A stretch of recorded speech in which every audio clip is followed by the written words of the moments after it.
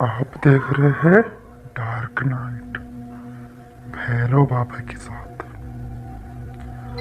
आज की हमारी कहानी शेयर की है हमारे साथ हिमांशु जी ने।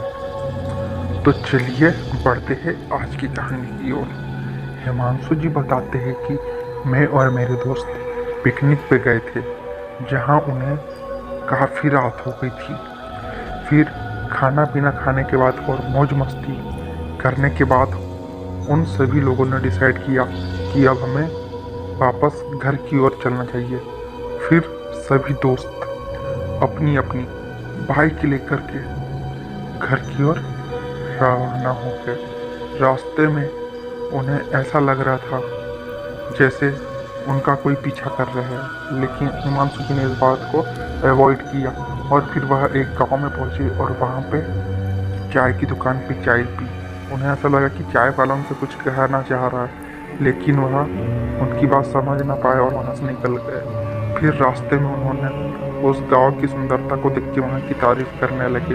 तभी अचानक उनकी हेडलाइट बंद पड़ गई सभी गाड़ियों की, और हिमांशु जी और उनके दोस्त घबरा गए और हिमांशु जी अंधेरे में अपनी बाइक को संभाल ना पाए और गिर गए। और जैसे ही गिरे उनके सिर पे चोट लगी और वो बेहोश हो गए। और फिर जब हिमांशु जी की आंखें खुली तो वह एक कब्रिस्तान में थे, जहाँ पे रोने की बहुत ही डरावनी आवाज़ आ रही थी।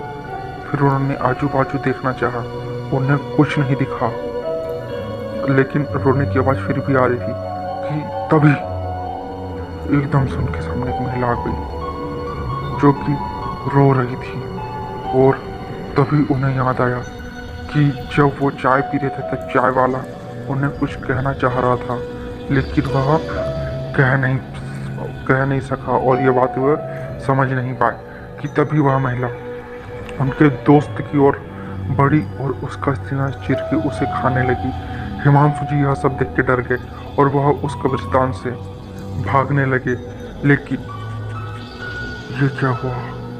उन्होंने देखा कि उनका पैर बंधे हुए हैं और उनके सिर पे किसी ने जोर से मारा और वो फिर से उस अंधेरी रात में उस कब्रिस्तान में बेहोश हो गए। और जब उनकी